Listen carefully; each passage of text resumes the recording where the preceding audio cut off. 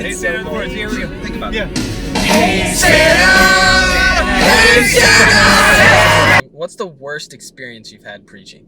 Like the worst experience you've ever had preaching? The worst experience I've ever had preaching. Yeah.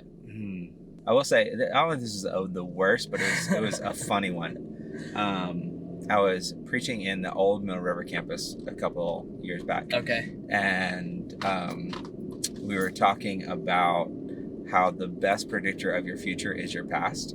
Okay. And this guy had brought his mom to church who didn't normally come to church, and she was sitting on like either the first or the second row on the right hand side. And I hit this one that point of the best predictor of your future is your past. Yeah. And she says no, and then I like kind of restated it, and then she screams, "No!" Nuh-uh. Legit. And she's like right there, and I was like, "Just give me a minute." Yeah. My first place where I was a youth pastor was at a church in Farmville, Virginia. Awesome church, awesome town. But I was real zealous, man, and like really passionate. You're going to go straight at this light. Okay. And I was real passionate. And even to this day, if I don't get a response from the folks in the congregation and listening, I get a little insecure, and I'm not sure if they're listening. And I'm way better nowadays than I used to be. But there was this moment where I was bringing it, and the kids just were not with it. And it was probably my own fault because I was boring or something. And to illustrate my point and to bring it home, the only thing I could think of in the moment was to pick up a chair and throw it across the room.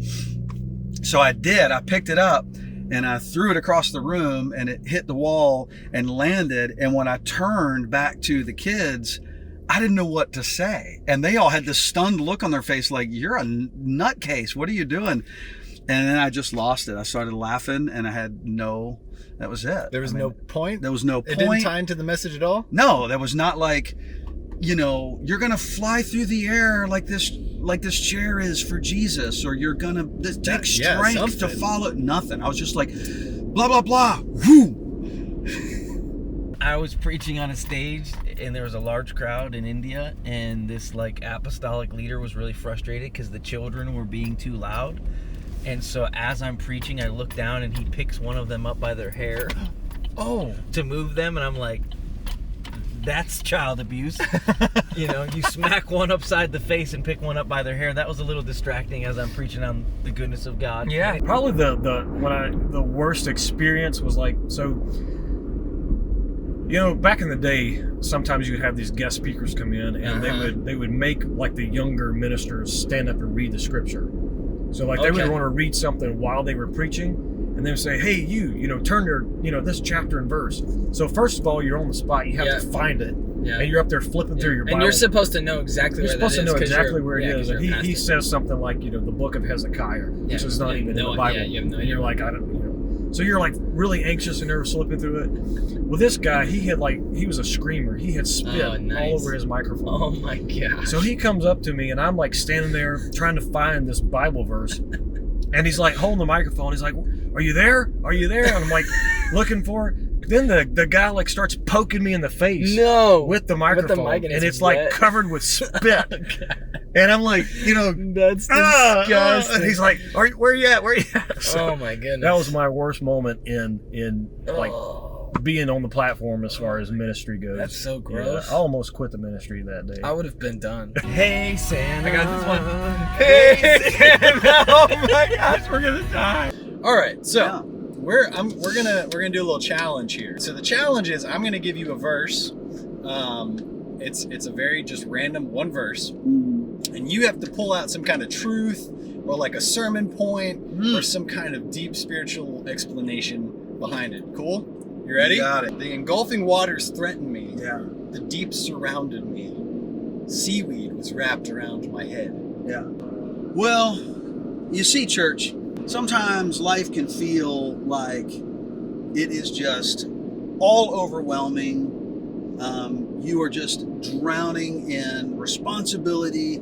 You're drowning in, trying to be popular and, hey, vultures. And sometimes, man, it can feel like, you're in this deep ocean, and that seaweed is starting to strangle you and pull you down. But the truth is, man, is that Jesus comes along And he's the great seaweed chopper. Don't turn here. Keep going. Sometimes life is completely overwhelming, and things that you unexpect in life, they hit you and they drown you, they overwhelm you, and you can't see, you can't smell, you can't taste, you can't hear. Okay. It's like there's no sensing where God is, what He possibly could be doing.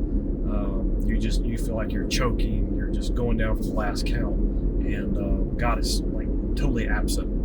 Or it seems that way. Yeah. He's not actually. Look at Jonah's story. If you trust God and you call out to God, even in the middle of all that, when you feel He's absent, when you feel you can't see Him, you feel you can't feel Him, you call out to God. God's faithful. He does show up in unexpected ways.